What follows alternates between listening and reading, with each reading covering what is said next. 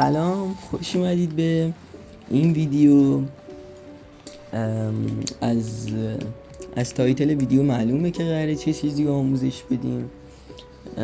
لطفا منو با سابسکرایب و لایک حمایت کنید و اینکه بریم سراغ ویدیو. میخوایم یاد بدیم که بعضی وقتا توی بتل اگه دقت کرده باشید، وقتی که مثلا یه جا کمپ میکنید، که حالا کمپ کلا کار خوبی نیست، ولی وقتی که کلا یه جا کمپ میکنید و چسبیدید به یه دیوار، اسکینتون به دوربین نزدیک میشه و خوب نمیتونید جلو رو ایم بگیرید و ببینید. برای و بعد از تو تنظیمات این گزینه رو فعال کنید تا اسکینتون نامری بشه و جلوی دیدتون نگیره. بیاید تنظیمات بخش بیسیک، این گزینه رو که آف هست آن کنید. این گزینه که الان چند بار آف آن کردم تو ویدیو، این گزینه رو آن کنید و حالا بریم که تست کنیم.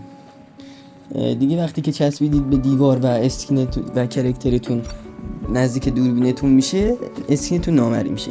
اینطوری میبینید الان اسکین نامری شد و دیگه جلوی دیدمو نمیگیره. هم میتونم انمیو ببینم، هم میتونم ایم خودم و گانمو ببینم. خب حالا غیر فعالش میکنیم تا این هم تست کنیم ببینیم چه جوری میشه.